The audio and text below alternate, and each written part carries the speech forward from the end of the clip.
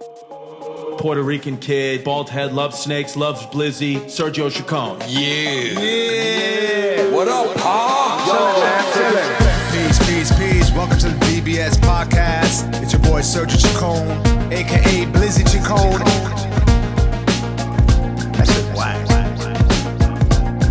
I mean, it's always gonna be dirtbag shit podcast. The DBS podcast. First and foremost, remember when we met at we met at Angela Sharp show. It wasn't Angela Sharp show. That was Wasn't probably it? another one. It was Joanna Ross, Dan Goodman, Sticker Pole.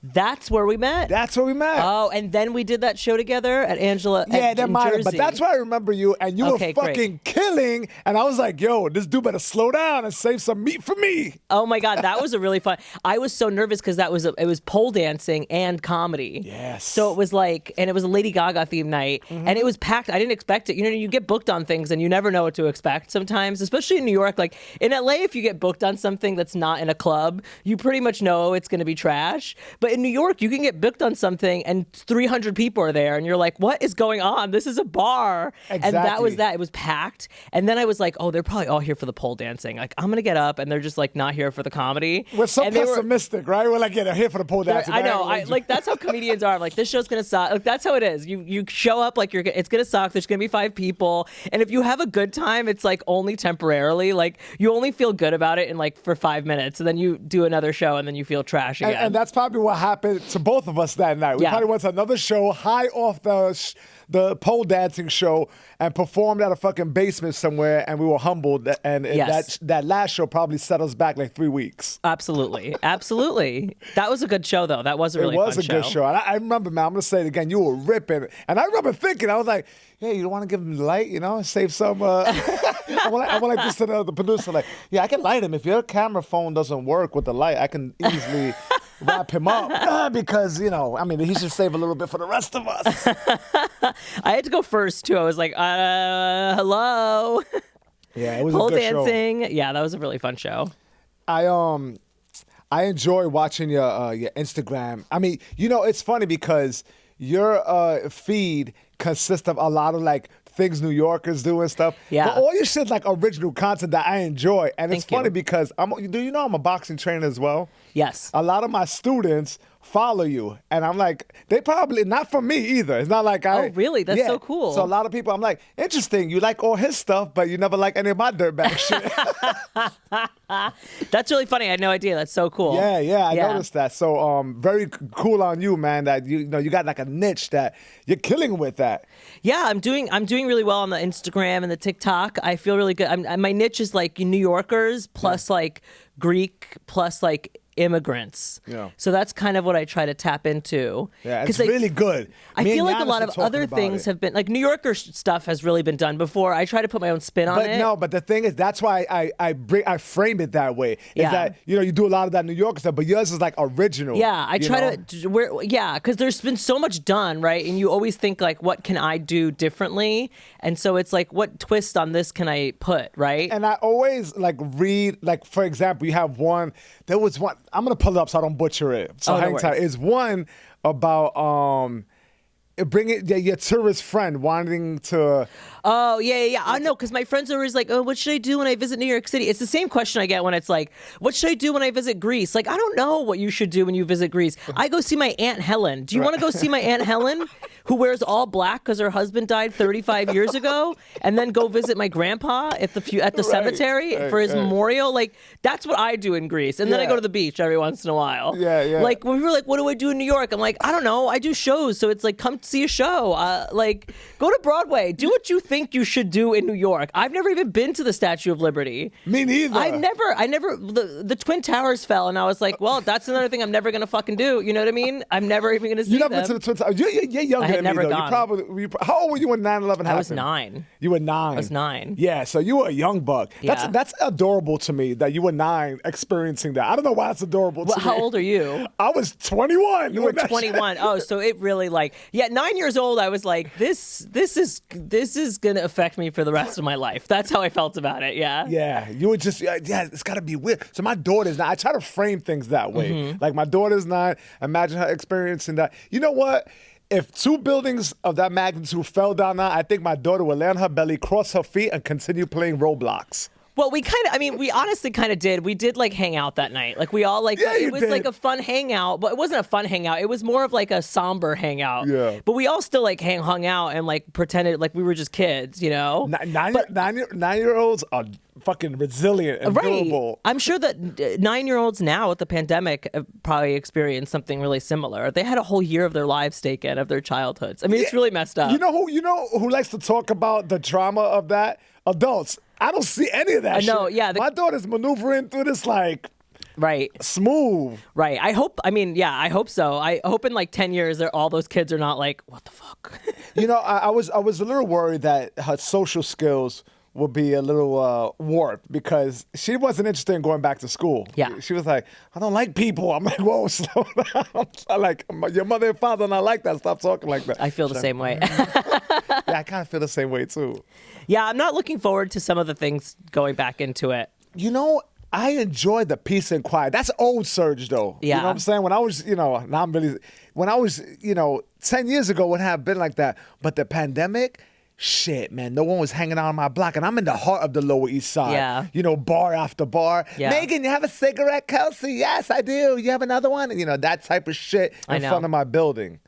And where are you? You're in Park Slope where it's a little more kind of quiet. It's a little quiet. It's quiet at night. It's really quiet at night. But during the day, it's like very busy. And it was like a lot of people left, but it was still really busy because Prospect Park is right there. So like it was very, very busy. And like during the very beginning days. Yeah. I never really felt like it depleted. And then I would come to Manhattan and I was like, oh, it's like really like, oh, like there's something going on. Like, Right. That's what I like about neighborhoods where you grew up there? No, I grew up in Bay Ridge. Okay. You know Bay Ridge. Yeah, absolutely. South Brooklyn, racist. Yeah, a lot. It's a lot of, it's so interesting because it's so a many lot of immigrant. old school Italian racists. A lot of old school. Now a lot of them have gone to Staten Island, which is good because, Bay There's Ridge. a lot of cops and firemen and shit. Yeah, and like there's so much diversity in Bay Ridge that a lot of the racists just like don't do well after a while. They're That's just so kind of funny. like, I'm sick of this. There's too many whatever blank here. I have to go. And had they to go to keep it Staten moving. Island. Right. Yeah.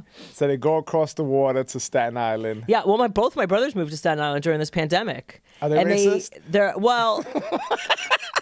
We'll see. Well, okay, so my older brother is 10 years older, right? And he has 2 kids, and he's married to... Are you the youngest? I am the youngest. Okay. And he's married to someone that's half Cuban. And so... They're probably Trump supporters. They're not actually, they're not Trump A lot of Cubans. Cubans I know, a lot of yeah. white Cubans too are, yeah. And especially those Miami Cubans. Like, that was a huge problem. But, like, they're not really. They're more moderate, but like it's basically like my brother, and my brother's pretty, dark skinned for being white because he's Greek, and he has like this Cuban wife who's not very white passing. She looks pretty like not white to people, especially in Staten Island. And like my brother was like talking about, oh, Staten Island is the best, bro. It's fucking awesome. And I was like, yeah, wait till they find out your like kids are Hispanic. Like they're not gonna like you. They probably like his wife though. And he was like, what do you mean, bro? And I was like, they're gonna be racist. And he was like, yeah, oh shit, I didn't know that. And I was like, what do you think how racism works? Like, it's all fun and games until your kids are in the same school district together. I hate to break it to you. Yeah, I wonder, man. I mean, they probably like his wife, though, because white racists, they like Latina wives. They're like, oh, look at these fucking hot Latinas. That's fair. That's fair, actually. That's fair. Look at these hot Latinas. It's so funny because my brother's never lived in the suburbs. Yeah. And like, because, it's always, we've always been in the city. We never experienced the suburbs. We never know what it's like. And I moved to LA, so I kind of...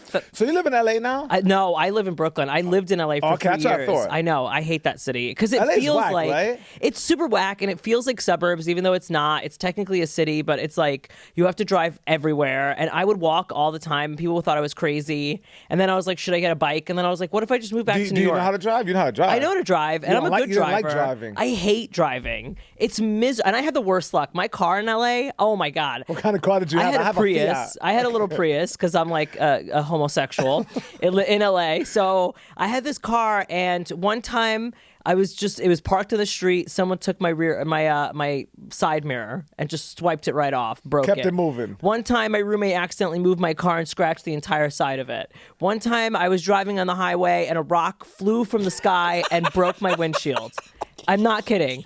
Another time I was driving on the highway and my tire popped right on the highway going 90 because I was coming from Palm Springs to LA. So it was like, it was like an 85 zone. So I was going 90, which again, I wasn't going like over the speed limit that much. Popped right in the freeway. That's my, I started swerving on the freeway listening to Janet Jackson's Escapade. Like, let me take you on an escapade. Boom. Like screaming. I don't know what to do. AAA didn't come. Some random stranger stopped and was like, do you have a spare tire? And I was like, I don't know, I'm gay. And he was like, do you have a spare tire? And I was like, oh, just check the back seat. We checked the back seat. There was a spare tire. He put my spare tire on and I drove off. Oh, that's awesome. Which was so nice. So nice. Let me ask you another something. time. When you got the flat, did you, so you called AAA, they didn't respond or they just were taking too long? No, I didn't know what to do. I was just like calling random places because I had Toyota. So I was trying to call Toyota Roadside Assistance, which is their version of AAA. Because I hear AAA is pretty reliable. So when did someone finally help? Did they see that you were trying to help yourself, like digging in the car? No. Or you just sat in there and they just pulled up? I started swerving like a lunatic. And I was like, I don't know why, but in my brain, I was like, there was like the one rule is don't stop the car abruptly on the freeway. Yeah. Like that's always what they say to you. Like no matter what you do, don't stop driving in the middle of the freeway. Go on the shoulder. Just try to go on the shoulder, but keep moving. So I don't know. I was like literally swerving like from lane to lane. Janet Jackson. I had like a fight or flight response, and I just like swerved to the shoulder and like just stopped the car. Well done, Gus. And I was like, wow, okay, maybe I could be good in a zombie apocalypse. And then it took only 10 minutes for someone to come. I got really lucky. I called my dad, I called my brother, and then they were like, call Toyota. And as I was on the phone with Toyota, the guy came and saved me. Yeah, that's a nice skill to have. I mean, I sucked his dick, but I mean, it was fine. He was like, what's the payment here? Yeah. I was like, I don't have $50. And then I sucked his dick. It is what it is. Imagine. I believe you. No, I believe you. Don't say imagine. No, I'm kidding. This is the DBS podcast. You're like, yeah, might as well just tell it all. I don't know how to fix a tire. That shit happened if that shit would happen to me, and I look like the type of motherfucker that works with cars. Well, right, yeah. My brother does, which is why I always call him in these cases. Yeah. Shit. Yeah, the other day I want to put air in my tire, and I go and put tire fluid for a slow leak, and I got glue all over my no. It's all over my hand. I ruined a pair of jogging pants. I never told my wife if she hears this pod, she doesn't know. Oh, so that's what happened. I just lied. That's hilarious. So it took me forever to just put air in my little Fiat. That's hilarious. Yeah. I want a little Fiat. I want like a little. Those cars are so cute. Yo, they're dope because I could park anywhere. Well, man. right, yeah. Yeah. And there's certain buttons that you press in the vehicle and they shoot out turtle shells and oil spots, so it's pretty dope. Shut up! Shut up! It's like Mario Kart. I know. I was literally just playing that last night. Yeah. No, I really, and then one time, with the car, I really had the worst luck with the car. One time I'm driving and one of those trucks. Those large trucks had a bunch of this is like Final Destination 2. You remember that movie? Yeah. They had, instead of those big trees, they had yard fences, prison yard fences, like long, those gray fences.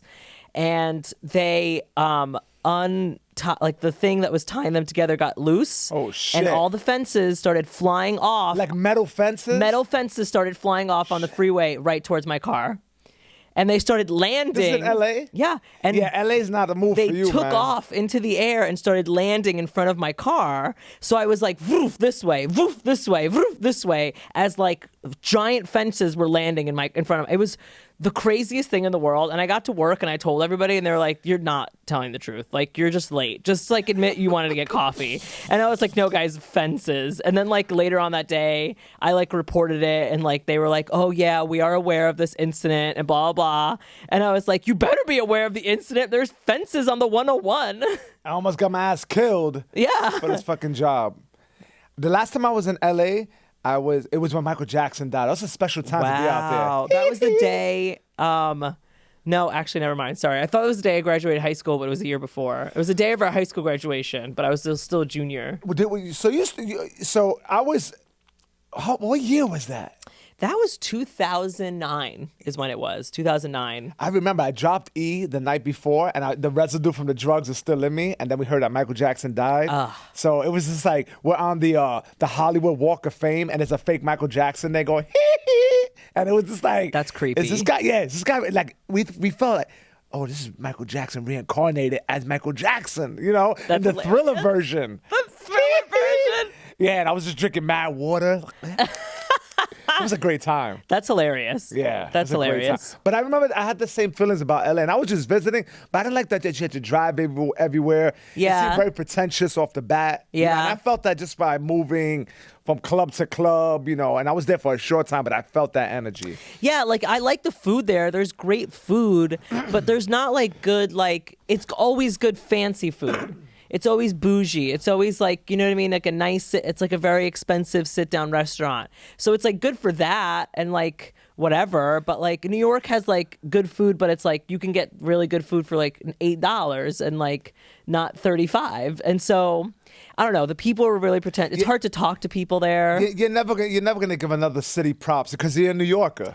I know that's really it. the issue. Is like the other We're thing arrogant. When it comes to like other cities, we think we're the best. Right. Like I was probably the only one that moved to LA and thought, wow, this is so much slower than what I'm used to and I can't stand it. Like everyone I talked to, like LA was like their first big city because they're from like all these other places. And they were like, oh, like it's great because you can drive and everything's so close. And I'm like, ugh, are you kidding me? I hate that you have to drive even though everything is so close. And I hate that the city is like so slow moving, even though it's like a big city. And everyone was like, I love it. It's so fast paced. And like, you can just, like, what? I was like, I'm having the opposite experience. And one thing that's consistent is that the people that move there, they're always trying to like network and build. Right. It has that very. I have a joke in my eager- stand-up where I'm like, LA's not a city; it's a networking event. Yeah. It is because like you go to birthday parties and people are like, I'm doing some great networking here, and I'm like, happy birthday. You know what I mean? Like, what are you that's doing? Odd. That's Yeah. odd. Yeah, I wasn't there long enough to experience that, but that's Right. one thing that's consistent that people who live there have shared. Yeah. You know? Yeah. But you were born in New York. I'm out here, and the older I get, the more I want to farm. The more I want to go more upstate Oh, and get really? some chickens. That's fair. And I a mean, piglet. that's fair. But let me tell you, my brother's really struggling in Staten Island right now because he's like so used to being from, in New York and like everyone's minding their own business. And now he's in the suburb where nobody minds their own business. Oh, he's right? he's not feeling it? And he's not feeling it because he was talking to me the other day and he goes, There's people like peeking out to the yard. exactly. Like, He goes, yo, these motherfuckers are crazy. This is how my brother talks because he's like a car mechanic and he's like very, he's so super. We're very different. And he goes, yo, bro, these people are fucking crazy. Like I was getting my mail and I could feel them all watching me. And I was like, what do That's you mean? weird. And he's like, yo, at 11:59 every day, the mail comes. At 12:01, all these motherfuckers are out looking at you like, getting the mail. Oh, you getting the mail? Oh, I'm getting the mail. Oh, I'm getting the mail. You getting the mail? One time, I was talking to this one dude for 3 fucking hours. He tells me, he's like, I was talking to this one dude for 3 fucking hours, and he knew everything about me. He's like, where do you work? I see you work in cars. What do you do? I see you have kids. Oh, I see you come home late a lot. Why do you come home late a lot? These people are asking me why I come home late. I don't know where the fuck I come home late. I have a life, man. Leave me alone. I'm like, Yeah, that's dude, you were going weird. nuts. I'm like, you were going Are the fully houses insane. like on top of each other kind of thing? They're not, but there's space in between them. But it's one of those like suburban streets. You know what I mean? Where it's like See, I the think- same see- house over and over and over again. So I learned recently about my fellow, another Greek friend of mine, Giannis. Oh. You know Giannis? Yeah. Giannis Pappas? Yeah, we were yeah. talking about you the other day. We were talking about how funny you were. Oh, really? Yeah, yeah. I love him. Yeah. We've just followed each other on Instagram Yeah, during he this. said that he but- loves your stuff. Oh, that's I great. think that's what kind of inspired. I wanted to book you for a while, but I was hanging out with Giannis. I did his podcast. You came up, and I was like, I got to get Gus on it. It was Oh, all great. like, But he was telling me that the difference between the suburbs and the country is that the country you just have your own space, and Yeah. you don't get that shit. You don't. You really are like. You're, So I think I that's want the it. country. I want a Country, creek. right? I could never. I really could never. I see myself dying in like a penthouse if I can't afford it, or like a Yeah. townhouse I somewhere. said that too, but I'm getting Park older Slope. now, man. I know. I want more animals. But it's funny because I did the LA thing and I did a slower life That's with more hilarious that you say space. you want to die in a penthouse in a fucking I just- in a right. robe. I just in a bathrobe, smoking a cigarette and having like a martini. That's how I see myself going, like jumping right off. What would be the background music? Some Madonna, Lady Gaga. Of course, Lady Gaga. I'd Yeah. be playing like Free Woman. And that'd be It me. bugs I'd be me the out free that woman. Lady Gaga is such a huge star. She's from Long Island. Isn't that odd? No, she's not from Long Island. Where is She's she from the from? Upper West Side. Oh, is she? Yeah. I thought she was from Long Island. No, she's from the Upper West Side. Oh, okay. Yeah. Did she ever live in Long Island? She probably did. I'm assuming she grew up Because okay. yeah, So I'm I assuming she spent like 10 years or the first, 11, 12 years in Upper West Side and then moved to Long Island eventually. Okay. Yeah. Okay, because I just find it odd. Like she's like a global superstar. Like I thought she lived in Long Island. I was like, that shit's funny to me. I know, no, but now she lives in Malibu Nice. because obviously, Yeah. where's she gonna go? That's Yeah. that's like a goal, I guess. But I would never want to live in Malibu either. There's fires. You're on the beach. The house is gonna go right down one day. Like I just have no faith in that. You know what I mean? Especially with my luck. I'd buy a house in Malibu, a rock would fly from the sky, and yard fences would start flying at my house. Malibu, man, and people, you died there too. Didn't like a rapper die out there? Pop Smoke. Do you know who that yeah. is? He died in Malibu. Fuck, man, and I was gonna say fucking idiot, fucking idiot. But idiot. he had beef with some, or maybe it was just some people who wanted to rob him. But he's doing a Instagram video with the address in the background. And they came to his apartment. Oh. That's dirtbag shit. I heard about this Yeah. on Twitter. Fuck, man. And how people were like, what are you doing, man? Yeah, That's so dogs. funny. Yeah, I mean, it's sad because it's like you think, yo, you good, you made it. And then you do a little Instagram video and there's the address behind you and then some dudes roll up and it's like, damn.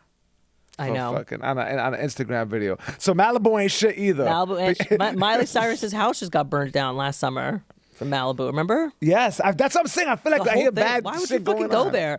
Even like the Hollywood Hills. I don't know why the fuck you would live on a hill like that. I hear Hollywood Hills. I hear the Sharon Tate murders. Dude, like one fucking mudslide and your house is down. Are you kidding me? What are we doing? How do you prevent a mudslide? Not really many ways. I'll tell you that. Yeah, and I feel like if you see a mudslide, it's not like a quick thing. I feel like No. you'll see that shit rolling for minutes on end before you like have to evacuate. I just would never live in the Hollywood Hills. Again, I just want to be in a penthouse somewhere in like downtown Brooklyn. You know I would like to live if I can afford it, like a brownstone in Brooklyn. Yeah. Like a nice brownstone. Oof. Like I want my space. Don't get me wrong. Like I get it. Like my apartment now is like tiny. It's like really the size of just these two chairs. Like, and it's fine because I'm small. You know what I mean? But I Are live you with by yourself? No, I live with my boyfriend, and we have a dog. How long you guys been together? About 2.5 years now. Okay. Yeah. The pandemic has sped things up a lot, I guess I would say. What kind of dog you have? A little Yorkie. She's 17. She's a Ooh. 17-year-old She's a Yorkie. senior. What's She's her name? Blanche? Peanut. Dorothy? Yeah. Blanche Dorothy. No, Sophia Petrillo. She's so old, and she needs like IV fluids every day now. She's like very old. Wow. Yeah. Have you had her for 17 years? No, he's had her for 17 years. Yeah. Nice. Yeah. I love dogs. I'm a big dog lover. I love dogs too. I've always really wanted a dog of my own. So, I mean, this is great, and I love her. She loves me too. She can't sleep if she's not That's the next nice to me. thing about young dogs. They live a long time. You Yeah. get a Great Dane or something. They live as long as rappers. Do you have a dog? Yeah, I have a pit. Oh, There she is right there next to you. Oh. There she is, yeah. Oh. Her name is Curry. We got her from Tennessee. She was in a kill shelter, and they pick them up, and then I retrieved her from Chelsea. They had a truck, and then you pick the dog up. Wow. Yeah, but I never say I rescued my dog. Because people are very generous with the saying, I rescued my dog. No, motherfucker, what you did was send an email. Yeah, like calm down. Like you wouldn't run into a burning house. Like literally calm down. Exactly. Relax. I don't know. People like to soup themselves up. Well, I also don't like if you don't rescue a dog, like if you just get a dog, people are really it's frowned upon. It's frowned upon now, and it's like, Yo. well, sorry, but like if you have kids and if you have like newborn kids or like 3-year-olds, you don't want some damaged dog running around having PTSD episodes on like a 3-year-old. Yeah, I don't. People will get you'll get shat on if you Yeah. say, "Oh, I got my dog from a breeder." It's like, oh, they scoff at you. Whatever. Some people want that. Also, the other thing is if you've never had a dog before, it might be a little easier to get a dog that you can just train from the beginning, as opposed to this again, like just dog who might all of a sudden be triggered by a ceiling fan, and then you're like, I will got to say deal with this. it. The place Yeah. I went through, Pup Stars. I asked for a dog that was housebroken. Yeah. That gets along with cats. Right. Gets along with young kids, and I got an amazing dog. the description, the characteristics I asked for out of the dog, I got exactly what I want. That's I understand that's not always the case though, but they should be clear if they know about the dog. Yeah, is it scared of of men, or is it scared of and you don't know. Some of these dogs are from the street, but a puppy, puppies are pains in the asses. Puppies are dirt bags. It takes like a year to become, but it's your dog, and then but it requires a lot of work. I know. Well, I mean, yeah. All I'm saying is like if you do get a dog from a breeder, like. I get it. So people have their reasons. Yeah, and I don't, and although I really encourage the rescue, I don't ever get like emotionally involved and pissed off when someone's like I got my dog from a breeder. We probably get a rescue if Peanut dies. Like when Peanut dies, like yes, but like because we're also in the position to do that. But if people aren't, then I get it. Whatever. Mm-hmm. It's also really hard having a senior dog. It's like, because my boyfriend was like adamant. He was like, as soon as Peanut dies, I want to get another dog. Like he was like adamant about it. And I was like, that's okay. You okay? And as she's been getting older. You must get real New York right there. You're like, do you? I was like, okay, do you, man? Like, do you? I don't care. Whatever you want. But then now, as we're like really like, it's been a year of like problems with her and she's really been slowing down. He like turned to me the other day and he was like, I think I have to wait like a few months. Awesome. And I was like, I'll be honest. I was like, I need 6 months to just like, because it's been a lot. It's a lot. It's a lot of shitting everywhere. And, it's a lot, man. And you're emotionally involved. I've been through that shit many times over, having to put a dog down and all that. It's hard. Especially as him, because like she used to be such an active dog and now she's not. And I've adjusted because like I'm just like, she's getting old, but he's like not adjusting to it at all because he's been really heartbroken about it. Yeah, it's tough. But you know what? When the dog passes, and not Peanut specifically, but when dogs pass, you kind of enjoy the break. I will say, I know, and it's sad to say that. I know. I'm going to be so sad, but I am going to be a little relieved. Yeah, I mean, first of all, you don't have the obligation of walking them 3 times a day, whatever the responsibility is. Yeah. I remember, because I've been through it, like I've had dogs my entire life, so those breaks, I was like, that's nice. Yeah, I don't know. gotta run home. Well, the way I can go on vacation. I don't have to get a sitter. Like the way we wake up now is that like we have her like because she can't be in the bed anymore because she pees like in her sleep and she shits in her sleep because she has no controls of her bowels. And so we keep her like only in the kitchen area and we have it blocked off because we'd wake up and she'd shit and then step in the shit and then drag it everywhere in the apartment because she's blind. Yeah. So it was just like her shitting and then like I would wake up and the entire carpet would be filled with her shit. You almost don't want to wake up first knowing that shit is waiting for you. And it's like and then it would start really feeling like I don't want to wake up because I don't want to know, right? Have you ever act like you didn't see the shit and let your boyfriend deal with it? No, because my boyfriend sleeps past me because he doesn't want to deal with it. So I'm the one that has to get up and deal with her shit. And I'm like, it's your dog. It's your dog, technically. So now I'm like, listen, I've gotten up the last 4 days. You got to get up today. I tell him. You guys are prepping for a kid. Well, I don't want kids. You don't want kids? I don't want kids. And I told him that. I was like, I don't want kids. Nope. I don't want to see a little. Does he want kids? I don't want to, he doesn't. Okay, either, so you guys are good. He might, but I don't think he I think he doesn't. And I think things change. But I think when Peanut dies, right, but he I might think drop it on you. He might, and I think he's worried that he might. And I've been very clear and adamant. When he starts talking about kids, get a bull mastiff. Here you go. Yeah. I can see you just riding the bull mastiff into the studio I'll get a apartment. fucking parrot. I don't care. I'll get a parrot that's like annoying. I'll get an lives annoying like parrot. 90 fucking years. Yeah, and I want the parrot to like say, I don't want to have a kid over and over again. No kids. Like that. Yeah. But when Peanut dies, I really will feel a little. Unfortunately, relieved. Part of the family. Also because I think she'll be better. Like right now, she's like confused and stressed out all day unless she's literally sitting right next to us. Like I can feel that like when she's walking around because she's deaf, she's blind, she doesn't know where she's going. She got some Helen Keller shit. Her legs don't really work anymore. She's like peeing in her sleep. She's like scared. I'm like, I can tell that like she's just like, what's gonna happen? Am I gonna die soon? What's going on? Yeah, it's crazy. I feel bad, but I think he's feeling the same way too, which is good. Yeah, I mean, listen, and it's nice to kind of that you guys have each other to deal with that shit. Yeah, and she's good. She's a good dog. Yeah, I love her, my little Peanut.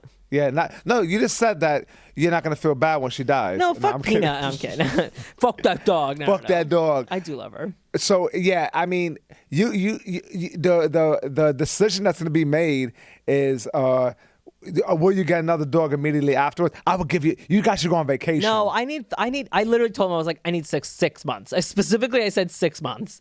And he was like, I think 3 or 4. And I was like, I think I need like 6 months. And he was like, that's fair. He was like, I get it. He's feeling the same way. It's been exhausting. I mean, we wake up now because we have her just in the kitchen, and we wake up and literally there will just be shit and piss just everywhere, even though we have multiple pee pads around her. And because she'll like it's like an island of pee pads, and she'll go around it. And she'll go around it, or she'll start kicking the pee pads because she'll get confused or maybe like she wants to be put on her misery. She's like, listen, motherfuckers, you don't get it. No, she just wants to be in bed. And so also when we don't put her in bed, she gets really annoying. She gets annoyed and like pissed at us because she'll like look and be like, "Where the fuck are you, you fucking faggots?" Like she hates us. But so he had this dog for 17 years. 17 It's years. a long time. It's a very long time. Yeah. Her brother died already. Wow. We didn't have them both. His sister had her brother, and her brother died. Wow. What is your boyfriend also in entertainment? Yeah, he's a journalist. Oh, okay. Yeah. I think that's a nice balance. Yeah, because if you guys are both comics, ugh. You ever dated another comic? No, and I don't want to. Yeah, I never did either. That was a conscious effort on my part. And you shouldn't. And the thing is, I'm not gonna lie. I don't judge the people that do. I don't judge the people that do. But when I see it, I'm you like, judge it. But I do. But I'm like, you guys, what the hell are you doing? Especially when one's doing way better than the other. Right. When it's like, the thing is like, there's you got to strip yourself to bed. No ego. But there is some couples where it's like they're pretty much at the same level, and I find them very compatible, which is why I said, like, I don't really judge it. Like, if it works, it works. Right. But there's some where I'm like, you are so stupid. You are just getting yourself into a stupid situation. Well, the only time I say it has to work, and we say that jokingly, like one is doing better than the other, it's when you don't have an ego about it. It's like you're happy but a lot of times the ones that work seem to be at a consistent level with each other. If there's one that's considerably better, I've seen those kind of fail. Well, and that it's also because those same people are the ones that are working hard, right? So they don't have to worry about the other person because they're like, I'm working hard on my thing, and I don't need to worry about this other person in that regard. You know what I mean? Mm-hmm. Like they're also working hard. I'm working hard. Great. Done. Yeah. And I don't know. I also compare and despair. You know what I mean? It's always easy in comedy to sit there, in anything really, to compare yourself to others, and it's so hard to get out of that mentality. But like, that's the most violent shit you could do to yourself. Yes, that's because like you see people. So I imagine that in some relationships it could feel like that. Like imagine we have a hard time doing that in life in general. We're on our phones and shit. And then imagine if you're with somebody sharing the same profession. Right. And, especially when you're actually, and you're put in a position where you're supposed to just be happy for them and you kind of don't. And that puts yourself, it's hard. Yeah, that's great. That's great for you. I'm glad you got Fallon. You know what I mean? Yeah. Like, have fun on SNL. How'd you get it? Can you send me the email? Right. Yeah. That's gotta be tough. It's hard. It's hard. Because relationships are tough. They are tough. They require fucking work that, they are tough. I think it's a lot of like, it's like more about liking the person sometimes than like loving the person. Cause like you can love a person, but like, do you like them today? Are you in the mood to hang out with them today is kind of how I look at it. And like, I guess like when you stop liking the person is when you have to make a decision of like whether or not you want to be with that person. Do you understand? Yeah, I do. Like I can really like, there's been times where like I have always loved my boyfriend, but when we've gotten into fights, it's because it's like, you have gotten on my fucking nerves today. You've annoyed me and I don't like you today because like you've done something specifically to make me not like you today. Yeah. And it's always about getting back to liking each other and getting back to just having fun with each other. Yeah. Is how I feel is a good way to navigate your relationship. Absolutely. Absolutely. I find that I could be a very annoying guy to my wife. Mm-hmm. Just annoying guy. And I'm like, oh, and when I'm picking a fight, it's because I'm dealing with some shit that I haven't addressed or I don't want to address. How long have you been together? We've been together 13 years. Oh, wow. Married 3 or 4. Okay. I forget. But it's somewhere around there. Yeah. But anytime I'm anytime I'm starting a fight, there's something in me it's either a show I don't want to do, it's either some shit that needs to get done and I'm taking it out on her because she's the closest thing to me. And I realize that, you know? And I think the fact that she's a flight attendant, she does something that's totally different from me, it's more acceptable. Right. You know what I'm saying? Like that balance. But that's for me personally. Yeah. So imagine if she was like a stand-up comic and I'm trying to pull that shit off. Like the stress levels are different because we do different things. I think it's compatible. Like, you know, your boyfriend's a journalist, so the stress is pulled from different areas. So I think it works better. Yeah, no, absolutely. You know? I can't imagine, you know, dating a person who was in the same field of work. Maybe you know, I don't know. It just seems like such a competitive. It could be like, it feels like it could be toxic if the communication's not right. No, absolutely. You know? Absolutely. Especially if like your comedy is similar. If your comedy's not similar, then don't worry. You know what I mean? But even if like the comedy is like kind of like, you know what I mean? Like you do like, the brand is kind of eerily similar. It's hard. Yeah. Because then you can really start comparing and then you get really in your head about it. Yeah. Yeah. What kind of journalism does your boyfriend do? He does mostly entertainment journalism. So he covers Bravo, like those Bravo shows, a lot of Real Housewives. Okay. He's really entrenched in the Real Housewives world. And then he covers Broadway. All right. That has been around for a year. It looks like it's going to come back. It's going to come back. It has to come back. I mean, I feel like 6 weeks from now. Of New York tourism. Yeah, it feels like it's coming back. And it's so fun. Like, I feel like things are coming back fast. Yeah. I mean, I just feel like it's coming back. It feels like a long time, but I also feel like things are coming back. And I feel like in 6 months, all that shit's gonna be foreign from us. We're not gonna see. Hopefully.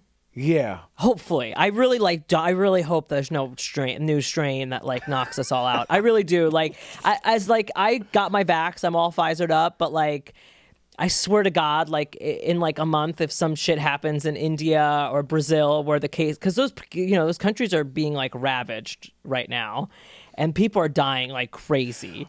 And like all it takes is just one mutation that is like eerily bad, and then it kills us. Humans, we're not getting a break. It's one thing after another, not. and it's the source of the way we take in the news. Yeah, right. It's and part of me doesn't want to give a fuck about anything but my immediate family. I know. Part of me wants to just train my brain and to just handle what's immediately at arm's length and just worry about that. Because it's like the moment you fucking pick up an article, scroll on a feed, it's like, oh yeah, a China space rocket or whatever is landing on Earth, and you don't know when, and you don't know when, you don't know where. China's really on a roll. The fuck is going on? Right, but I'm just like, what is going on? Like, the murder hornets, the cicadas. I'm like, give me a fucking break. It all lasts like now 6 the mutations. It's like, I can't. Mm-hmm. I don't know. I think we'll be done. I think it feels like we're done. It also feels like now, like, New York is like, we don't care anymore. Like, you're all pretty much vaxxed. Like, New York is a safe place to be. Like, you're going to be fine. Go have fun.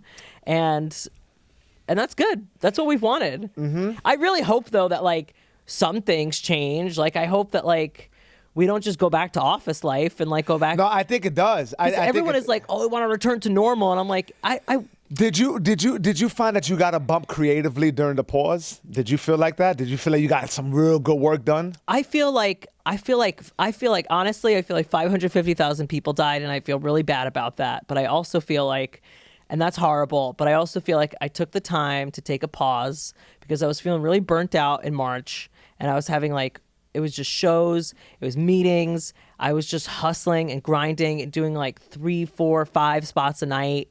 And I was just like, this is miserable. And then the pandemic happened, and I was like, you were forced to take a break and reevaluate. And I understand what you mean by by being empathetic to it, because I felt the same way. But a lot of good comes out of it, and that's just the way I think life works itself out. And I just want to acknowledge it, because I don't want to sit here and be like, the pandemic was great for me. You know what I mean? Like, but it was in a way. I would have said it just like that with the right. I want to acknowledge, okay, people died, it's bad, but at the same time, I had a good time. But I had a good time, and I want more people to share things like that, because I think people are a little like tentative about doing that. No, I mean, I adapted, but that's the thing about me is I adapt, because I'm a New Yorker. I adapt all the time. When I moved to LA, I adapted to fit things there. When I moved back here, I adapted again. And I like have always adapted in my life. And like I'm very quick to adapt and just continue doing what I need to do. And that's what I did. And I found success doing it. And I wasn't going to let whatever it was stop me because I know what my goal is. My goal is to be a comedian. And people that do stand up feel so like purist about it. And I feel like that's fine, but I want to be a comedian and I want to make money doing comedy. And so I'm going to find a way to do that no matter what. And that's what I did. I was like, nothing is going to stop me because I know that like we have the internet now and I can find a way to do whatever the hell I want. Yeah. And that's what I did. For sure. And it's been good to a lot of people that way. Yeah. It's forced people because there was already that avenue for it. Yeah. You know, and then it was like, okay, these are the tools that you need. Right. And there's a lot of interesting things coming about because of it. And I have a feeling that we haven't seen all of it either. I think because of what we experience, that we're going to see all different bumps of creativity within the, like solo produced work. Yeah. I don't even think we've seen it all. I think some of us are going to come in waves, which is interesting. I think in music, I think in movies, I think we're going to get a nice, I was going to say flush sounds toilet like, a flourish of creative waves. Yeah. You know? I really think that,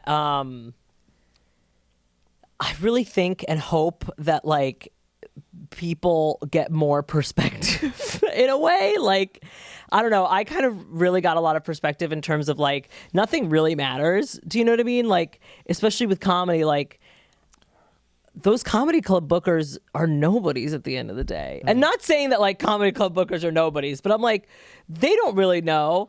I can go and do what I want to do without needing to worry about, will Comedy Central like this?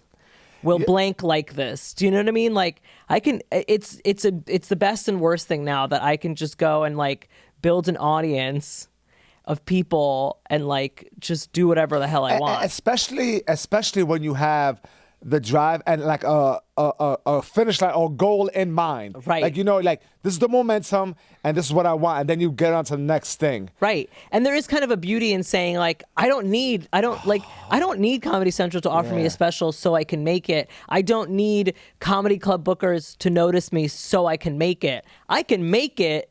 And then I can have Comedy Central call me. It's inevitable. And then I can have comedy clubs It's inevitable. call me. Once you have that built-in following, that grassroots following, that automatically comes with it. Yes. And I think that was true before the pandemic, but I think it's even more true now. Absolutely. Because I've gotten that perspective. The first time I experienced that I witnessed it, is when I was working with Giannis, when he had this character named Mauricio Rodriguez. Yeah.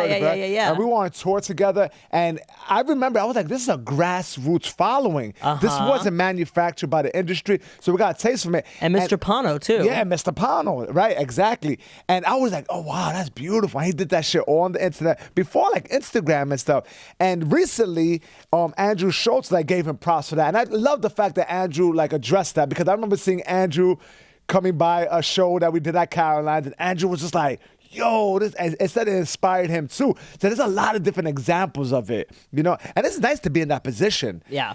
Because for the obvious reasons, like, because creatively you're not stifled. Yeah. You get to really like branch out and do what you want. But with that, I think we need a focus on what we want to do. Because I know me personally, I want to do so many different things that sometimes I get a little not focused. Absolutely, yeah. You know what I'm saying? Like, you could be all over the place, and sometimes you just need to kind of one lane, work on that, and then to the next thing. Right. And that's the other thing the pandemic has taught me, though, is the power of no. In a way of I like, love saying no. I really love saying no nowadays, because I'm just like, I don't want to do that. I actually don't want to do that. It's liberating too. It is liberating. And there's a way where you could do it, but there's always a way to say no. Yeah. And sometimes all you have to say is no. Right. That's right. Sometimes you don't have to give them an excuse. No. Nope, I don't want to do that. So, you ever not respond? I know. I always respond, or unless I see it and I scream so hard that I forget to look, to forget to respond. Right. Or I just start ranting about it. I'm like, can you believe this fucking asshole just messaged me this? And then I just don't ever respond. But I've really learned to just be like, no, I don't want to do that. Or like, oh, you want to host a show that starts at 11:30 on a Tuesday? Yeah. No, I don't. For who? 5 fucking jabronis from Ohio? I don't want to. I don't want to care. Those are tough. Those are tough. Yeah, I mean, it is a nice place to be. And you know what? That excuse me, that always that's always going to be apparent. And we're always going to need to say no to certain things. Yeah. You know? Yeah, and it's because it's like you need to say no so you can focus on the goal. Mm-hmm. That goal, whatever it is. And if like all those things you're saying no to aren't helping that goal, then you're fine. What would you say creatively your goal is? Because I feel like you have a good the social media presence. Like I feel like you have a real good rhythm with that. But I also seen your stand up and you got a good presence about you. You're super like likable. You're high energy. So you got like the best of both worlds. It's not like I don't look at you at all as a guy who does well with like internet presence and then on stage it's something different. No, it matches. It's equal and it's both very powerful. Thank you. So what would you say? I really appreciate that because I've been really stressed to go back on stage and have people that follow me come see me because I'm like, is it gonna match? Do you know what I mean? No, I seen you beforehand. I appreciate you saying that. And I thought it could be the other way too. Yeah, it could be a good stand up, and then they try to do some social media. It's like, oh, that doesn't work. Right, but I get what they're trying to do, but so I think you got a nice balance of that. Right, that's a good place to be. I do appreciate you saying that. Yeah. What was the question? So I guess what the question is, what's the goal? Do you want to produce your own special? I want to go. Short term is like I want to get on the road, and I want to start touring, and I want to start doing the hour, right, and start working the hour what out. that looks like. Yeah, because I have parts of it, and I have a good through line, but it's like what are the jokes, and how do I fill that up, right? And then the next step is, I need to figure out what to do with Greek Mom because she's like a big character that I do. And it's like, what do I do with her? Either a TV show or a sketch thing or whatever it is on TV. I don't know, whatever. Right. But ultimately it would be like getting on a show, like either hosting something or getting on Would you ever consider putting Greek Mom into like a stand-up, like Pano? Oh, yeah. I would love to do that. And I've done have you ever tried to do that? I did live Zoom Q&A shows. Okay, that's a good practice with segments. Like I did cooking segments in them, and I did like other little segments too. And I had guests come in and interacting with guests, and then I just did like live Q&A portions, and that was super fun. And it worked on Zoom. It was like the only thing I did that worked on Zoom because it was like not traditional that you were exercising this character. Yeah, and it was all improv. So it was like I was working on my improv, I was working on my crowd work, and I was working on the character, and I was doing something that was fun on Zoom as opposed to like doing stand-up on Zoom, which is miserable. You know what I mean? You're talking to people, and they're like, I'm in my living room. Like, kill yourself. I can't do it. I think that you did it right. I think you're exercising that character. So it'd be great. I mean, I can do that show like in real life, and I think it would really work, and I think it could be really fun. But I don't know. It's a matter of like, and then I think long-term my goal is just to be like, just a touring regular comedian selling out, theaters, and then eventually just being on a show and being a regular on a show, and not like a late night show or anything. I think just being like a judge on something or a host or having like a sketch thing or running my own thing.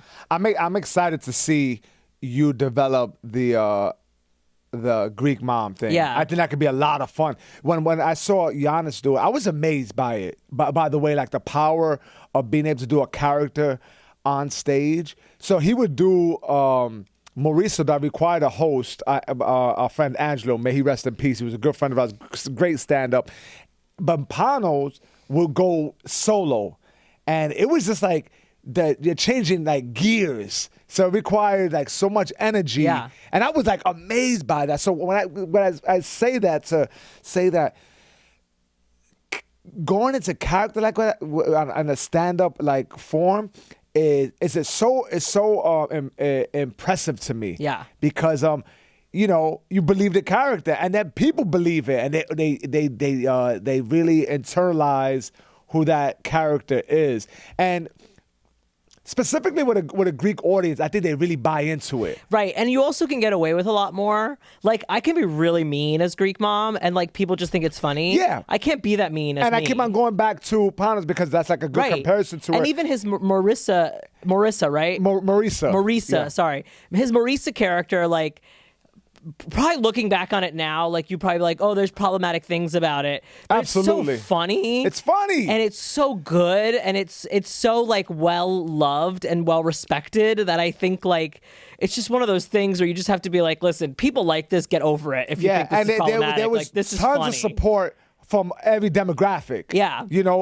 Latino, Right. Transgender, you know. And I've seen people see that character live and freak out and be like, do it Yeah. from like all different people. And it's just like, that's it. It is what it is. You can get away with a lot more. Absolutely. Yeah. It's almost like a cartoon doing Right. it, right? Right. Pano, too, would say some hardcore political shit. I Yeah. was like, wow, you know, but it's in character. It's just funny, and it's Yeah. funny, right? Because I say some really mean shit as Greek mom, and then people will call me and be like, "Oh, my little 4-year-old is saying tula, that beats," and I'm like, "Oh no, I'm sorry," and they're like, "No, we love it. It's funny." I'm like, "That's you know what I mean? It is what it is." Do you find that a Greek audience gravitate more towards the character or your stand-up or both? I think it's the character. Okay. It's definitely the character because that's how they found me. Technically, so they're kind of just used to that. They like the other Greek stuff I do now, so it's fine. And I think that I do enough on my Instagram to be like, it's not just going to be Greek mom. So if that's all you want, get over it, kind of, you know. But it is a lot, and so I like because it's fun and I like it. But I want to make sure that there's a lot there. Yeah. And I can be like, look, it's not just Greek, it's not just New York, it's not just this, it's just It's a just nice comedy variety. Yeah, it's comedy. with a couple of niches. You say niches. I've always say niches. niches. I don't know how to say it. I don't know how to say it either. I just was trying to be confident. I had no idea what I was saying. I think you're right. And maybe I'm right too. I think we say it both ways, but I say niche.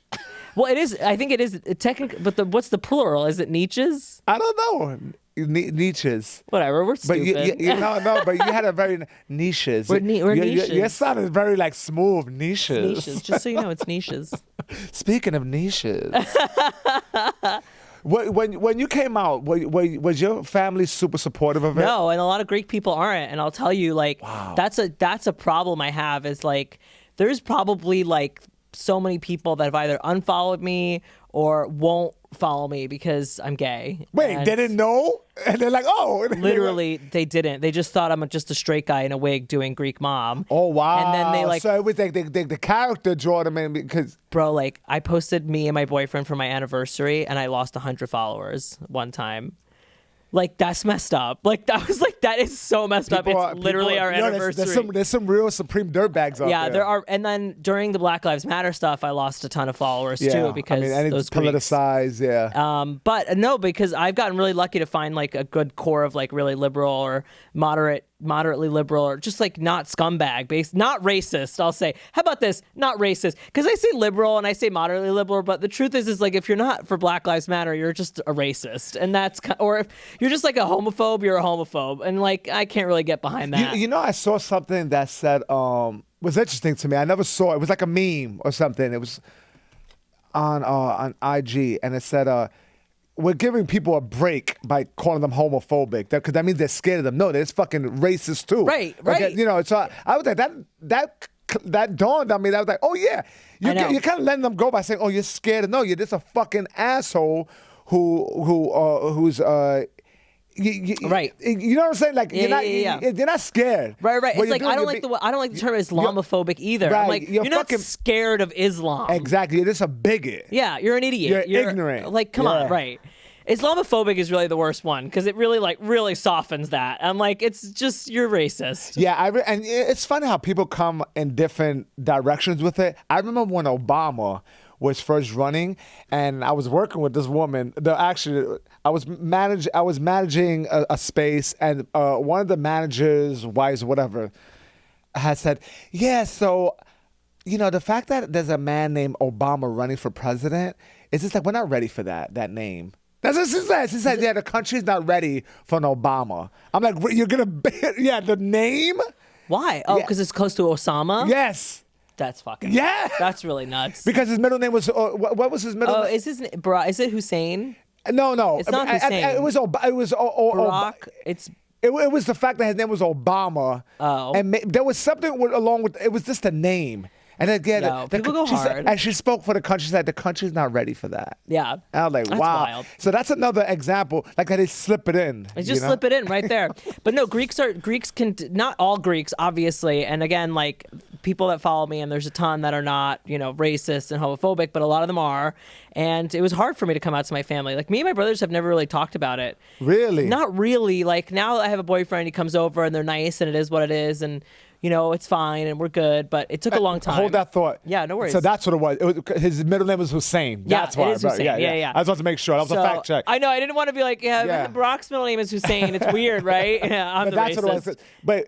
But so it was the Hussein part. It's like, the fact that his middle name is Hussein, the country's not ready for that. Get over it. So your brothers never addressed it. We never really discussed it. My dad was But the super relationship cool about between it. you and your brothers are cool. We're fine. We're good. No, and as we've gotten older, we've gotten a lot better too. Okay. And my dad was super cool about it. My mom cried for days and days, and I ruined her life. It was a whole thing. But now it's been years, and she's really come around to it. So it took time. It's always time. Some people, it doesn't. Your It never family's is hardcore good enough. traditionalist, like your mother and father? My mom is super traditional. My dad isn't. My dad's like super into like Led Zeppelin, hardcore, heavy metal. Like That's so he does cool not that you give a fuck. had. Like, he's like an artist, kind of. Yeah. He is like I think my dad in another life like would have been like a guitar player, like a bass player, or like he would have been like a fashion designer, like a gaudy straight fashion designer, I think. Did you find that when you were going through that, when you came out, whatever, that you delved into your creative side? Or was like kind of like an escape, or it wasn't that tough of a transition. Like people kind of, your mother wasn't super accepting of it in the beginning, so you were like kind of whatever. Or did you find that as an escape, you like drew yourself into like creative shit? Well, I think that in general, I was just like, I just did not, because I was the youngest. And so my parents left me to my own devices for like such a long time that by the time I started going to college and like high school and like, was starting to come out, I had already just like been left alone to do whatever I wanted, and that's how I just operated, right? So like I was just doing theater and chorus and doing whatever the fuck I wanted. I went to college, I switched majors without telling my parents. I started doing film, TV. I just like was like, I'm gonna start doing comedy. I don't even care. Everyone can suck So you my were very dick. much you had a good sense of yourself. Yeah, I just like did not care. I was like, I'm doing this thing. I want to do this thing. I'm doing this thing. You want to stop me? Well, so who are you? Oh, my mom. Well, you wouldn't pay attention when I was 10. Why are you paying attention now? You know what I mean? So I was like, whatever. Do what you got to do. So when she was like kind of harping on me, I guess I would say that like the issue is that as soon as I started realizing I was gay, it started becoming like, well, my Greek identity and my gay identity don't really overlap very much, and so I have to pick one. And so for a long time, I just picked gay. And growing up, I was like very in tune with my Greek identity, and I really loved that. And like we went to Greece every summer, and I spoke Greek, and I entrenched myself in Greek culture. And then I had to like abandon that for about like 10 years. Oh, wow. To kind of like figure out like, okay, well, I'm gay, and like that doesn't really match up, and like I'm not going to be very widely accepted in my community, right? And so I took time, I went away, and then eventually I found my way back. And I think through comedy I did, and through that. That's awesome. that I get character. goosebumps you telling me that, Yeah. because that's like the evolution of a person. Yeah. Like, true sense of who you are, but your traditional culture Right. doesn't have to be shunned. Right. Like a lot of people may think, I can't, Right. no longer. Well, and I feel great that I've been able to now find community and find like the good people in the community, right? And now I have people reaching out to me and they're like, oh my God, you're the only gay Greek comedian I know. And like, I'm gay, and like, that's cool. Like, there's not really many of us. And so like, okay, cool. Like, that's a full circle moment, I guess. That's awesome. Yeah. Yeah, I have a friend who he comes from a large family. There's a lot of brothers, and one of his twin brother came out, and I was like appalled by the way my friend, when he was younger, reacted to it. Oh. Like I was like, you're a dirtbag. You can't talk about your brother like that. You're ignorant. Yeah. And we were in high school. But the way his mother responds, she performed the exorcism, like hardcore Puerto Rican, up. old school, like that type of shit. Oh, it man. damaged the fucking kids. So I'm always like curious, and I have a cousin, who kind of went through a similar thing. So I realized that, this is 20-some years ago, and we hope that things are changing. But I do realize it's tough, and I'm always curious to see, when does it feel like, you don't give a fuck anymore? It's like, you know what, fuck this. I guess everyone individually is different. Yeah. But what's that turning point? I'm always curious about that. I will say, in terms of comedy, though, like, it's so easy to get on a stage in New York and just be like, I'm gay, whatever. But as soon as I leave and go to like, I was in Arizona last month and I forgot, like after a year of not doing stand-up, I forgot that when I go to places like that, I kind of have to ease them into it sometimes. Or I can just say like I'm gay and have the whole crowd turn on me and be like, whoop, we don't like that, or whatever. Don't do that joke. Don't do that joke. And like I have to lean into more of my family stuff. Do you feel like there's definitely that feeling, or is this something in your head, or you definitely feel like there's rooms like that? No, there's definitely rooms like that. I did Maryland. Where were you in Arizona? I was just there too. I was in Phoenix. I was lucky because Phoenix, they were fine.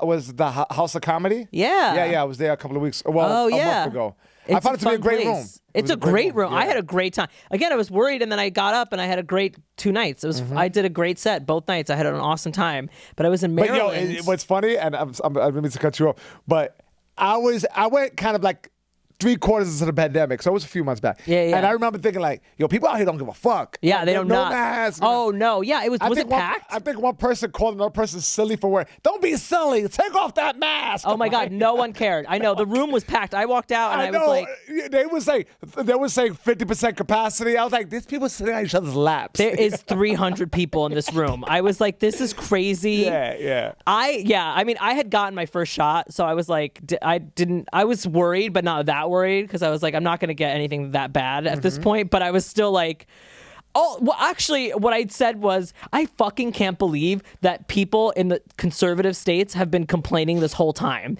I was like, you guys have not had to suffer the consequences of this pandemic at all. Like, Texas has been open since last April. Florida has been open since last April. And these people are still like, we have to wear a mask. I'm like, not really. I've seen you guys. You don't have to do anything. Why are you complaining? Come to New York where you actually have to do things. Sorry. Like, no, that makes total sense. Right? And it's hilarious. I'm like, if you guys spent 1 week in New York, you'd suffer. I would tell you. But also, no one had to figure it out because we fucking got hit crazy hard. Yeah, well, because we were in New York. But Arizona, Texas, and Florida all got hit hard too at different times. Yeah. So no one had to figure it out. Yeah. Well, New York got fucked because we didn't even know what it was before we got fucked. Right. So we were just like, what is this? And then by the time we figured it out and shut down, it was too late. So it was too bad, Whereas Texas, it was like, they knew. And they just opened. We and were it like was an like, example. okay, They were like, whatever. And then Florida, same deal. Arizona, Florida was super dirtbag. The problem with Arizona is that, like, and Texas kind of, is that it really, like, desert, like, Arizona is 120, 30 degrees in the summer. And so, like, in the winter, in the summer, they all go inside to the AC. And in the winter, they go outside because it's nice out, because it's only like 70, 80. So, like, they have no choice but to be inside in Arizona because it's fucking hot and you can't be outside. Yeah, it's dirtbag hot. So like it's either you stay in your own house or you have house gatherings, and they probably all had house gatherings, and then they'd all spread. Right. It's crazy. But no, I literally was like, I can't believe conservatives have been complaining about this. They literally have not had to suffer, literally at all. They don't even have to wear their masks in restaurants. Like, y'all are so annoying. Anyway, that's how I felt about it. But Arizona was good. I did a show in rural Maryland where someone said, kill the gays during, like... What? I went up, did my set, and then the second comic went up and then said something about gay people again, and someone yelled out, kill the gays. And, like, the whole room, like, was tense.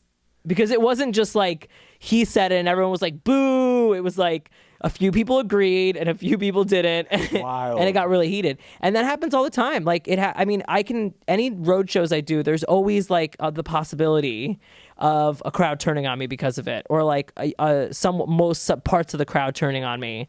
And that's a reality of going up on stage. We forget because we grew up in New York. Yeah. Where it's so diverse and it's, we forget. I forget. It's the reality, and that's kind of what I tell, like, straight, especially male comics, is like, it's really fucking easy for you, and you really don't realize it. Like, I could really sit there and just, tell not gay jokes, right? But as soon as I mention I'm gay, sometimes they turn on me, and it's like, even if I'm not even doing a gay joke, so it's just like, okay, yeah, whatever. Yeah, I haven't thought of that possibility happen. You don't think, right? But it's nuts. Yeah, I guess. So, what was it? How did the comic respond to that heckler? Oh, they just kicked him out. Okay, The good. guy just had to leave, yeah. And his whole table. Yeah, disgusting. Because that's how you handle it. Don't fucking get into it with them. You don't need to be on a viral. You don't need to be in a viral video. Do you know what I mean? Just kick him out. It's done. Just do just right there. Yeah, for sure. Yeah. For sure. The fact of the matter is, I do believe that, unfortunately, that's a small percentage. You know, that think that way. But when they rear their ugly heads, it's just like it's bad. It's bad. Yeah. It's definitely, listen, if you're funny, you're funny. And like, have I bombed in front of rooms like that? No. Like my set, even in rural Maryland, like I had a great set. So it was like, because I was just like, I'm gonna be funny because I don't care, right? But again, there could be situations again where things could happen. That's all I'm saying. Yeah. Whereas, like, you know, I don't think any, like, you know, a lot of those Bushwick queer, like some of those Bushwick queer comics, like, I don't think they could go into rooms like that and perform comedy. So I don't think they have the stuff to be like funny and deal with that. Yeah, there seems to be a shift with some people, some comics have adopted more of an ideology, ideology persona. Yeah. That seems to really take to certain demographics. Like, oh, I agree with it, so yeah. Right. But I don't necessarily, like, it needs to be funny. That's the thing, right? It needs to be funny. And that's the thing is, like, I'm just like, right, I can handle the rooms because I'm like, I'm just going to be funny. I have jokes about my family. I have jokes about my long name. I have jokes about other things. I don't need to sit here and be like, gay. I don't care. Like, I'll just be funny. It's about the audience having a fun time at the end of the day, right? And it's not about me being gay. It's about them laughing and me laughing with them and having a good time. I never want to lose that. Exactly. You know, we're comics, right? So Right. we understand that, but I don't want people to lose that, right? Like, it's got to be funny. And Right. Obviously, funny is subjective, but you know, like, okay, I'm gonna give you an example. It's someone who probably doesn't share the same ideas we do and how we see the world or whatever, but I still find him funny. You know Nick DiPaolo? No. Okay, he's a very to the right. Yeah. You know, but you could say he's a seasoned comic. Yeah. You know, and I'm just like, I don't agree with it, but it's funny. You know. Right. I can see that. Like, there's definitely comics. And there's comics that I see that, like, I don't agree with. Like, okay, Aaron Berg has had kind of a weird turn this year because of the whole pandemic and whatever, but I've seen him before the pandemic, and I always thought he was just a seasoned comic that was very funny, that happens to do kind of like very, you know, edgy, touchy material. And that I always thought was like, all right, I still think you're funny, right? But then there's comics that like what's his name last week? His name, Hinchcliffe. Yeah. That I'm like, dude, you're just being a fucking troll. Yeah, that's exactly what I took from it. He was, you know, he was trying to be ironic. Exactly. You know? And the thing is I think what's lost in those cases is that you're not focused on the audience. You're focused on you. Comedy isn't about you. It's about the audience having a good time. Once it becomes this ego trip about like, I'm going to tell my edgy jokes or I'm going to talk about therapy, it's not funny anymore. And they're not having a good time. And I think, and when you look at the big picture, that's really bad. Yeah. It's not like we don't fucking have it hard enough. Stand up is already fucking hard. Yeah. And you know, listen, you know, there's gonna be consequences to some shit you say, regardless, right? But when it's said in that blatant, brash manner, it makes it so much fucking harder because they're clumping us all together. Right. Like, oh, this is what a lot of these guys do. Right. Like, I toured with Lisa Lampanelli, and she says all the time, she's like, it's not about getting laughs, it's about giving laughs. And I think that's really good advice. That is really good advice. You know what I mean? Because again, it's not about getting laughs. It's not about you. It's not about the ego trip. It's about giving laughs to the audience and bringing them into your world because of that. Yeah. You know? And when it comes to like a comic like Tony, and I don't know him. Do you know him? I don't know him either. I never heard of him either. I never heard of him. He had 130,000 Twitter followers. I was like, I've never heard of you. I never heard of him. Which is just so 2021. You know what I mean? There's so many people like that where I'm like, I've never even heard of this jabroni. Right. I never heard of him. When I saw that, I just couldn't wrap my head around it. Yeah. But then, you know, it's just, how does a situation like that, how should it be handled? Do you know, I don't really know. I mean, was it Did he just want to be ironic? Is he like a burnt out comic? I heard he had like a decent set the rest of the time. Did I, watching that 50-second clip, and I talk about me personally, did I miss something? You know? Right. Like, I watched it, to be honest, and I really felt like, oh, like these two comics probably just know each other and he's just like riffing with this dude.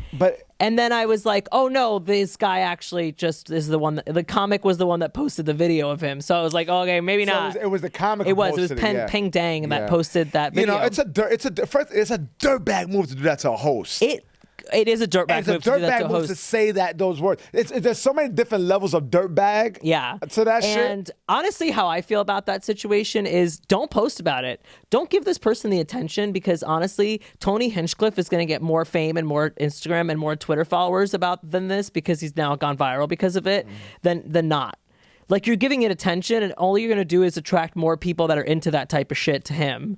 Yeah, and basically, there are people who exactly. are into that shit. Like, look at what's his name that got fired from SNL, Shane Gillis. He's fine. He's doing great, in fact. He's touring. He's fine. Do we know how he's doing because we're liberals? Not really, because he's in that alt-right world, and that's clearly working out for him. Yeah. That's how I feel about it. I'm like, don't give those people attention because they'll shut up. Jon Stewart always said I saw him talk once, and Jon Stewart was like, comedy should never come from a place of despair or hate. Comedy always needs to come from a place of hope. You're making jokes because you hope the world can get better. You're making these jokes because you hope to include people. That's kind of how I feel like, because Lisa Lampanelli did a lot of edgy material, but her whole thing was like, I'm going to make fun of every different type of person in the room. And that kind of led its way back into inclusivity, right? There was a message of hope at the end of all her stand-up specials where she was like, I want to thank you for being a good sport. I want to thank you for being fun. I want to thank you for being fun with this. We're only doing this here. Don't go fucking out there and say racist shit. You know what I mean? It's just, it's supposed to be fun. Don't actually believe this. Yeah. And I think that's why it works, And that's a lot of how I feel about comedy. It should always come from a place of hope. George Carlin was cynical, but he was cynical because he knew that things could change for the better. Yeah, that's a good point. I mean, and that's the craft in it. Yeah. You know? Wow. It's like when people don't like rants. It's because it's not coming from a place of good. Yeah.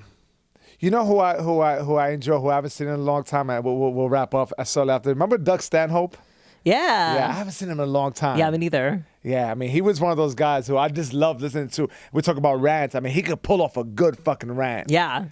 Who are some guys that you say, even back in days, who who you find to be inspiring, like Colin Quinn. I really love Colin Quinn. He's a nice New York guy, too. Story special I thought was great. His New York Story special is the reason I moved back to New York from LA. Oh, really? No lie, I watched it one day. I was really not feeling LA. I was really just depressed living there, and I was not doing well. And I just emotionally, and I just put it on and I watched it, and I thought it was so great, and I just missed New York so much that that night I kind of made the decision to move back to New York. Oh, that's dope. So I really love that special, and I really love him. And I really love Kathleen Madigan. Do you know Kathleen Madigan? You know what? I know the name. I can't say I know the work. She just really cracks me up. Her up. She's just really quick, and she really can land. She has good timing. She can land a line. And I loved Lisa Lampanelli back in the day. I thought she did something really interesting. I like George Carlin a lot. I don't watch a lot of stand-up, I'll be honest, because I try to not. Yeah, but during the pandemic, I watched a few specials. And they were nice treats to me, but I don't either. It's funny because the stuff I like is not at all like the stuff I do, and you know what I mean, I interact with. Yeah. What do you like? I recently watched T.K. Kirkland. Who Raised You. He's an urban comic that's been around for years. You've heard of him? And me and my wife watched him, and so I'm around guys who I work with, who I'm on the road with, like Chris DiStefano and Giannis. Those are my boys who I'm on the road with a lot, right? They're not. That comedy is more. The TK is more comedy like I grew up with. Yeah. So it was such a nice, refreshing, the comics though I like now. Like a Mark Norman, like present day, those are guys I'm like, those are, them also my boys. Well, right. I like them, but TK is so different from that, right? And it's so my childhood, yeah. the language, the cadence. It was so refreshing to watch. I was like, oh shit. So I found it inspiring in that aspect. Right. I really liked like Russell Peters' like one of his first specials because that immigrant thing I really related to. Right. So I was like always into that. Right. Yeah. So, that was what, to answer your question, that was a special that I watched, not too long ago that I found to be inspiring. It was very different from what I've been surrounded by recently. But, I appreciate you coming by. You also rode out here on a fucking city bike. This guy came in looking fresh and clean. I was like, you came in a fucking Uber. You look too fresh. No, I too rolled dry. up. Listen, I always look fresh. That's why. It's because I'm gay. And he came in smelling good. I was like, there's no way you rode a bike here. It's like the hottest day in New York. It turns out he had a motorized bike. Where the fuck did you find a motorized bike? I rode an e-bike. You know what a city bike? The city bike now has e-bikes.